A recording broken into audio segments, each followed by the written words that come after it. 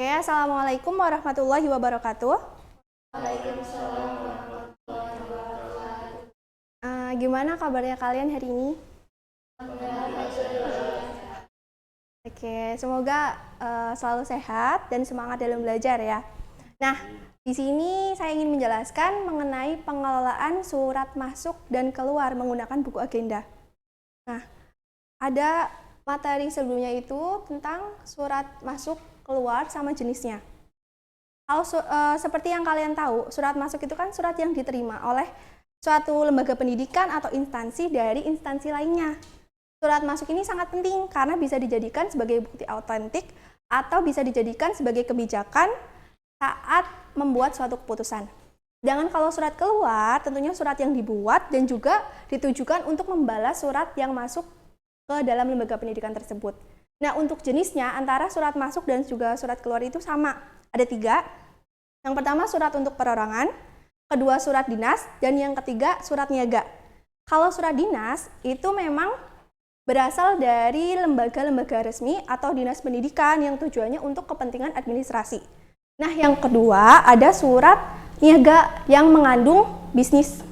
Nah, manfaatnya melalui pengelolaan surat ini, surat masuk dan keluar dapat dikelola dengan baik, ditata, dan juga terjaga kerahasiaannya. Nah, dari sini ada yang mau ditanyain? Masih paham ya? Lanjut. Tentang tujuan pembelajaran hari ini, yang pertama untuk mendeskripsikan definisi dari sistem buku agenda. Agar kalian tuh lebih paham agenda itu kayak apa, terus macam-macam buku agenda. Karena di buku agenda itu ada 3 macamnya. Kemudian alur penanganan surat masuk dan surat keluar, serta outputnya, agar kalian dapat mengisi buku agenda masuk dan juga tentang surat masuk dan juga keluar. Lanjut, untuk pengertiannya, buku agenda itu kan buku yang dipergunakan untuk mencatat surat masuk dan juga surat keluar. Di sini, contoh umumnya itu seperti ini. Jadi di bagian atas ada kolom nomor surat, tanggal surat, terus dari atau dari pengirimnya, dikirim untuk siapa, perihal, lampiran, keterangan, dan juga filenya.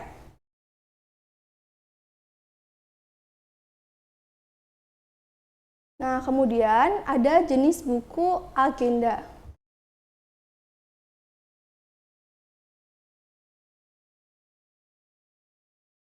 Nah, jenis buku agenda itu ada 3.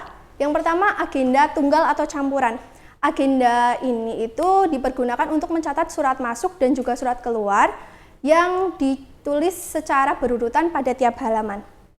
Untuk contohnya seperti ini.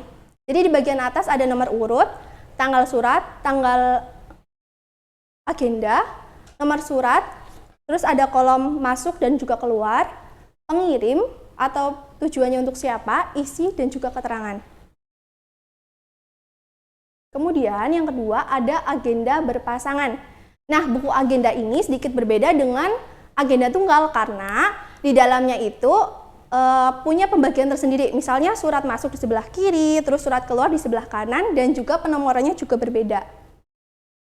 Untuk contohnya seperti ini ya.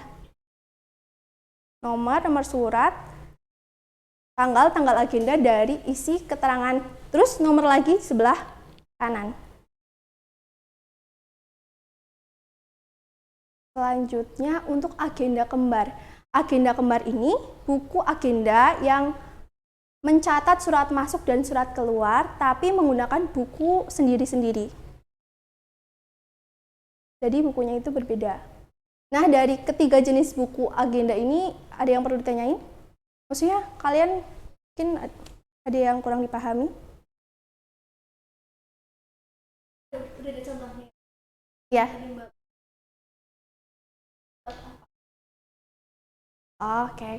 Kalau misalnya agenda tunggal ini bisa dicontohkan untuk surat keluar, misalnya surat dari sekolah untuk orang tua, kemudian surat izin juga bisa untuk melakukan acara, kegiatan, terus ada surat keluar perizinan mengenai kegiatan, selain kegiatan juga ada surat keluar dari balasan untuk dinas, itu juga bisa pakai surat agenda tunggal.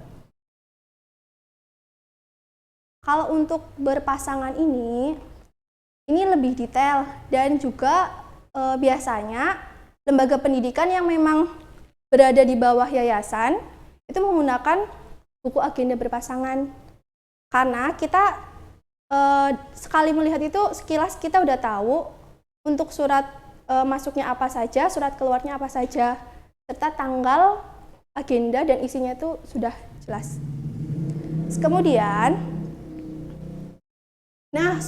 untuk agenda kembar ini sangat diperlukan untuk evaluasi. Misalnya dievaluasi, ditanyakan untuk surat masuknya apa saja, surat keluarnya apa saja tuh lumayan penting karena keduanya tuh berpengaruh untuk administrasi.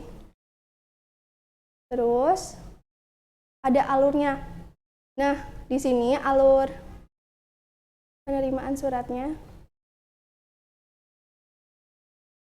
Untuk alur surat masuk itu dari penerimaan surat, penyortiran surat, ada pencatatan surat, pengarahan surat, dan juga penyampaian surat.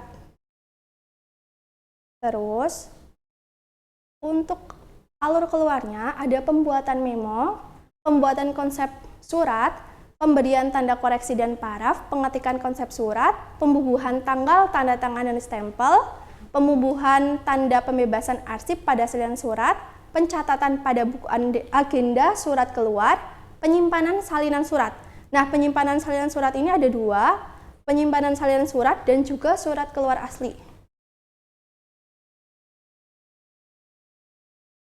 Nah, dari alur penanganan surat ini ada yang mau ditanyakan?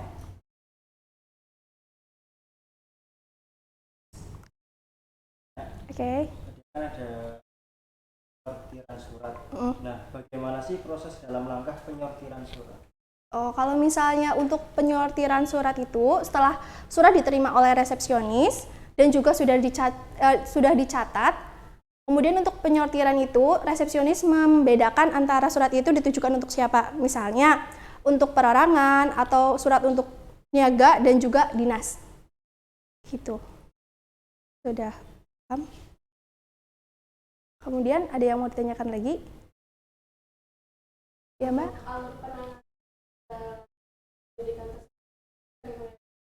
Kalau di lembaga pendidikan juga sama sih, Mbak. Jadi untuk penerimaan surat kan biasanya di lembaga pendidikan ada resepsionis di depan. Nah, mereka menerima suratnya, terus dicatatkan. Untuk penyortiran juga menggolongkan surat, misalnya untuk surat perorangan berarti langsung disampaikan oleh sekretaris ke orang tersebut. Sedangkan kalau misal untuk surat dinas atau surat bisnis, langsung masuk ke pencatatan surat oleh agendaris atau orang yang membuat agenda itu namanya agendaris. Terus di pencatatan surat ini nanti diserahkan ke pengarahan surat, itu ada pemimpinnya. Nah, beliau itu memberikan instruksi untuk menyampaikan surat, misalnya siapa saja orang yang menyampaikan surat itu. Setelah disampaikan, baru dilakukan penyimpanan surat oleh arsiparis. Nah, di arsiparis ini penyimpanan suratnya itu masing-masing, biasanya lembaga pendidikan atau perusahaan itu memiliki penyimpanan surat yang berbeda-beda, misalnya berdasarkan tanggal atau abjad. Ada pertanyaan yang lain? Misalnya mengenai alur surat keluar atau gimana?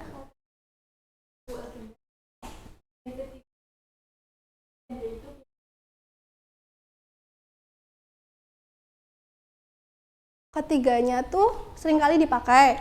Cuma yang sering atau terkadang nih sekolah itu menggunakan agenda berpasangan.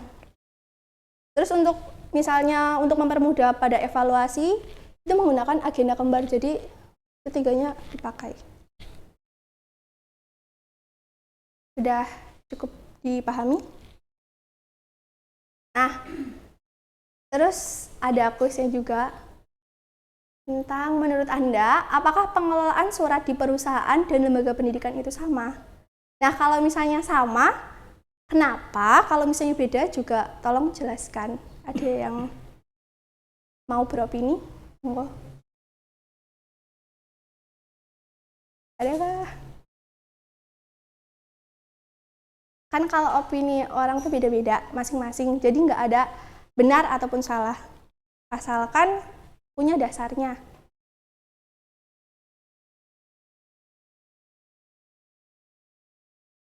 Ada?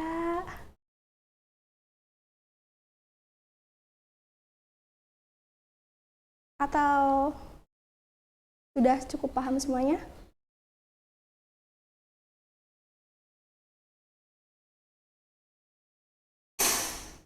Ada yang mau menjawab? Mbak? Oke, jadi kalau misalnya pengelolaan surat di perusahaan sama lembaga pendidikan itu sebenarnya sama. Karena alurnya pun sama. Tapi yang membedakan itu di unsur-unsurnya. Misalnya untuk perusahaan yang besar, memang mereka itu dalam pengelolaan suratnya itu lebih kompleks dibandingkan lembaga pendidikan. Tuh. Oke, cukup dipahami ya. Terima kasih sudah